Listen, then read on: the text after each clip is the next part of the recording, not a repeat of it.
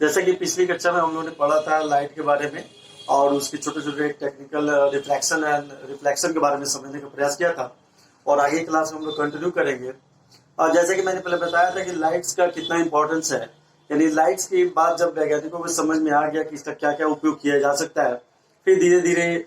Mirror और lens के आ जाने से एक हमारे जीवन में एक नई क्रांति आई और कई प्रकार के कामों में उसका उपयोग किया जाने लगा, जैसे सिनेमाघर में और बाइनोकुलर्स, कंपाउंड माइक्रोस्कोप और हमारे आए दिन दैनिक लाइफ में देखते हैं, जैसे बस ट्रक में, कई जगह जैसे हमारे स्पेक्टिकल्स में कई जगह इसका इस्तेमाल किया जा सकता है और वहाँ पर रिफ्लेक्शन का इस्तेमाल किया जाता है और रिफ्लेक्शन से कई जगह और आप हायर क्लास में जाएंगे, उसको देखेंगे, समझने का प्रयास करेंगे तो और विभिन्न प्रकार के उपयोग को समझने का प्रयास आपको मिल जाएगा। प्रश्न बहुत सारे टॉपिक ऐसे मिलेंगे जिसमें और अच्छी तरह से कॉन्सेप्ट क्लियर हो जाएगा। पर बेसिक चीज यही है कि लाइट और उससे जितने जितने प्रोडक्ट बने, मिरर, लेंस, उसका उपयोग किस किस क्षेत्रों में किया जाता है, ये आपको पता होना चाहिए।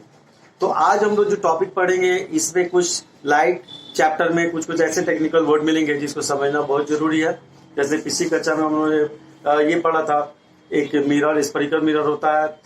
एक प्लेन मिरर होता है और उसके अंदर में एक कॉनकेव मिरर होता है एंड एक आपका कन्वेक्स मिरर होता है। तो आज हम लोग कॉनकेव मिरर के बारे में थोड़ा सा स्ट्रक्चर पढ़ेंगे, उसको क्या नाम देते हैं, किस प्रकार कौन सा पॉइंट को क्या नाम है, वो हम समझने का प्रयास करेंगे। लेकिन इससे पहले एक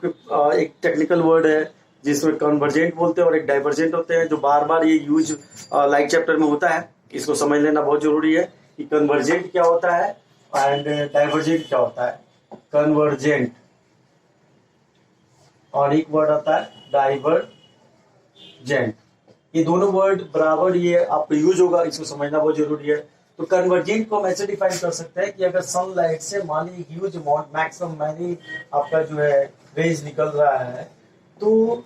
ये कोई ना कोई एक ऐसा पॉइंट जो होता है, यानी कि इस रे में से अगर माने कि ऐसे रेज अगर आ रहे हैं तो एक बेंडिंग जब होता है, बेंडिंग होने के बाद कहीं ये जो आपको एक पॉइंट पर अगर जाकर के मिलते हैं इस पॉइंट पर, तो इसको बोलते हैं हम लोग कन्वर्जेंट, कन्वर्जेंट पॉइंट बोल सकते हैं इसको। यानी कि जितनी सारे इन्फिनिटी से रे आ रही है किसी ऑब्जेक्ट से टकरा करके, या तो रिफ्लेक्शन होता है और रिफ्लेक्शन अगर हो रहा है तो किसी पॉइंट पर ये टकराता है, तो उसको क्या बोलते हैं हम लोग, कन्वर्जेंट बोलते हैं। और जब रेज जो है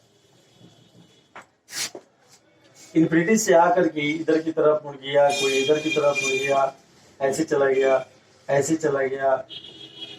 कोई ऐसे आ गया, यानी कि यहाँ पर नो मीट, यहाँ पर मीट नहीं कर रहा है, तो ऐसी रेज को क्या बोलते हैं, डाइवर्जेंट रेज बोलते हैं। तो ये टेक्निकल वर्ड है, इसको समझना जरूरी है क्योंकि बार बार लाइट में इस्तेमाल होता है कन्वर्जेंट और डाइवर्जेंट। तो कन्वर्जेंट से आप समझ जाएंगे एक पॉइंट पर मीट,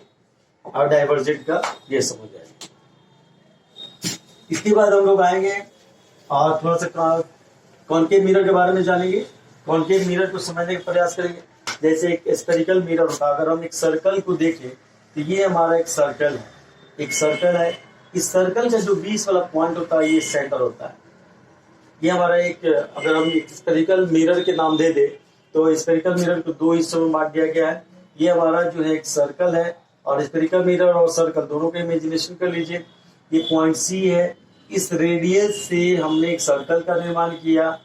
तो अगर हम इस वाले हिस्से को यदि हटा दें, ये वाले हिस्से को यदि हटा दें और सिंपल ये वाला पार्ट रखें, ये वाला, तो ये हमारा जो सी बना, ये सेंटर बना, और ये बना हमारा एक, ये सी जो है और एक ये पी नाम दिए, इसको बोलेंगे हम लोग पोल, और ये सीपी को बोलेंगे सेंटर ऑफ कर्वेचर। सीपी यानी कि सेंटर ऑफ कर्वेचर, यानी कि इसको सर्कल में ये, इसको हम क्या बोलते थे, रेडियस बोलते थे। सीपी यानी कि रेडियस, यानी कि सीपी इक्वल टू क्या हो गया, आर हो गया। यानी कि इस कॉनकेव मिरर का सीपी क्या हो गया, एक आर हो गया, जिसको क्या बोलेंगे हम लोग, सेंटर ऑफ कर्वेचर, यानी कि रेडियस भी बोल सकते हैं। ये सी हो गया। अगर सीपी एक मान लेते हैं, इन्फिनिटी से कोई रे आ रही है, इस सी से होते हुए गुजरते हुए आगे बढ़ रही है, तो ये सेंटर, ये हमारा क्या हो गया, रिफ्लेक्टेड पर्सन हो गया। कि P से जो गुजर रही है, यानी कि इसको हम लोग बोल सकते हैं, अगर इसको हम नाम O दे दें, OP को बोल सकते हैं प्रिंसिपल एक्सेस। इसको हम नाम दे दिए प्रिंसिपल एक्सेस। ये हम पढ़ रहे हैं आज टॉपिक कॉनकेव मिरर के बारे में। पहले हम लोग मिरर समझेंगे, कॉनकेव मिरर के बारे में, उसके बाद हम लोग इसमें समझने का प्रयास करेंगे कि कॉनकेव मिरर में किस तरीके से इमेज बनता है, उसको हम लोग जानने का प्रयास करेंगे। फिर टॉपिक लाइट काफी बड़ा है, इसको ध्यान से समझने का प्रयास करेंगे। फिर यहाँ से अगर इंफिनिटी में ह्यूज अमाउंट में अगर रे आ रहा है, ह्यूज अमाउंट में, तो कहीं ना कहीं ये एक रिफ्लेक्टेड हो रहा है, यानी कि ये इसको बोलेंगे हम इंसिडेंस रे बोलेंगे, और ये हो गया रिफ्लेक्टेड हो गया। फिर इंफिनिटी वैसे हुआ, कहीं ना कहीं टकरा करके जिस पॉइंट से होकर गुजर रहा है, कुछ लाइट जो इधर से गुजर रहा है और ये टकरा करके ऐसे जा रहा है, कुछ एक और है, बहुत रे आ रहा है, हम कुछ 4-5 डे को लेकर चले। तो यहाँ पर जो पॉइंट मिला, ये हमारा क्या हो गया, एफ हो गया, यानी ये हो गया हमारा फोकस हो गया। इसको हम लोग बोलेंगे, इस पॉइंट को जो कन्वर्जेंट पॉइंट है, यानी कि जो ये पॉइंट होता है, ये पॉइंट सारे जो है इंफिनिटी ऑफ रे जो एक पॉइंट पे मिलता है प्रिंसिपल एक्सिस पर, इसको बोलेंगे हम लोग प्रिंसिपल फोकस। प्रिंसिपल फोकस यानी कि ये हमारा कैपिटल एफ हो गया, यानी कि जितने सारे पॉइंट जो है रिफ्लेक्शन के बाद कन्वर्जेंट होता है, यानी एक पॉइंट पे मिलता है, उसको हम लोग फोकस नाम दिए हुए हैं, इसको फोकस बुलाता है। और ये एफ पी यानी फोकस से ये पोल के जो डिस्टेंस है, यानी कि एफ पी यानी कि इसको बोलेंगे हम लोग फोकल डिस्टेंस। फोकल डिस्टेंस को हम लोग स्मॉल एफ से डिनोट कर सकते हैं, यानी कि F P equal to small F, इसको हम लोग बोलेंगे फोकल डिस्टेंस। और ये जो सीपी है, ये एक रेडियस है, सेंटर ऑफ कर्वेचर है, यानी कि इसको सी बोलते हैं। और सी को जब ये आफ्टर रिफ्लेक्टिंग यहाँ पर पॉइंट बनता है, तो ये सीपी जो है 2 भागों में बढ़ जाता है, यानी सीपी सी ए प्लस एपी के इक्वल होता है, यानी कि एफ जो है मिडिल पॉइंट है, यानी कि अगर पी एफ जो है हमारा एफ है, तो सी भी क्या हो जाएगा, एफ हो जाएगा। और सीपी जो है टोटल हमने क्या लिखा था, सेंटर ऑफ कर्वेचर यानी आर लिखा था, यानी सीपी इक्वल टू आर हो गया। यानी कि इस प्रकार आर इक्वल टू 2f, इसलिए एफ इक्वल टू क्या हो जाएगा, r/2।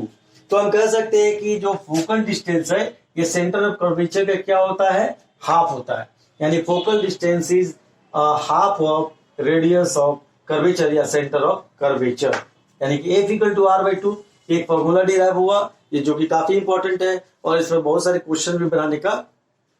काम आएगा इस पे आपको, इसलिए इसको दिमाग में रख लीजिएगा, एफ इक्वल टू r/2। हमने जाना ये कॉनकेव मिरर होता है, जिसमें ओपी एक प्रिंसिपल एक्सिस हो गया, जिसमें सी एक सेंटर ऑफ कर्वेचर हो गया, एफ एक फोकस हो गया, इन दोनों के बीच का एक डिस्टेंस ये फोकस हो गया, तो ये और ये इक्वल है, ये भी फोकस हो गया, और ये हमारा पोल हो गया पी, और ये सेंटर ऑफ पी से ये हमारा एक नॉर्मल लाइन हो गया, ये हमारा आई हो गया, और ये क्या हो गया, रिफ्लेक्टेड आर हो गया। और बहुत सारे रेज जब अब इसमें मिल रहा है, तो क्या हो गया, ये कन्वर्जेंट हो रहा है, ये हमारा क्या बन जा रहा है, फोकस बन जा रहा है। तो इस चैप्टर में हम लोगों ने अभी तक ये जाना कॉनकेव मिरर के बारे में, रिफ्लेक्शन के प्रॉपर्टी के बारे में, इसको किन किन नामों से इसको जानते हैं, टेक्निकल वर्ड है, इसको जानना जरूरी था, क्योंकि बिना इसको जाने हुए आप आगे टॉपिक समझ नहीं पाएंगे।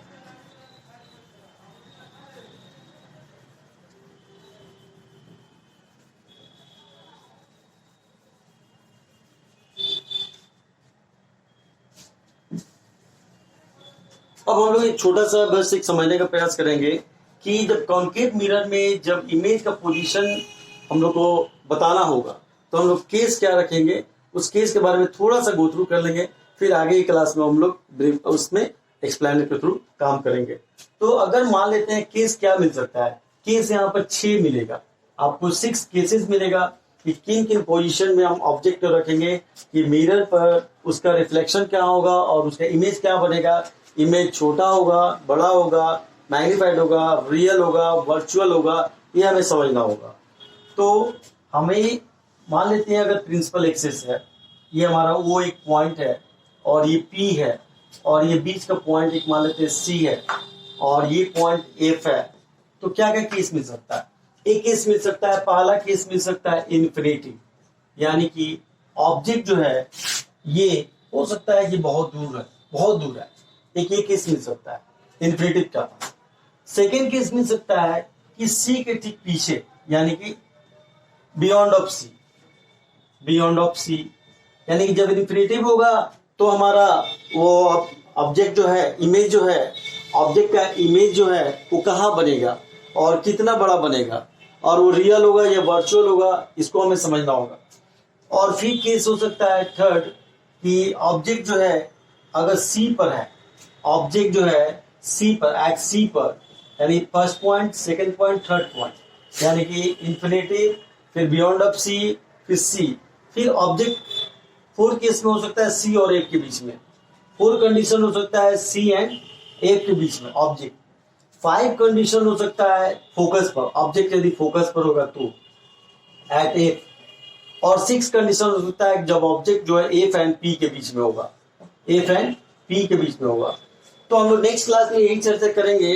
कि ये जो सिक्स कंडीशन में जो ऑब्जेक्ट होगा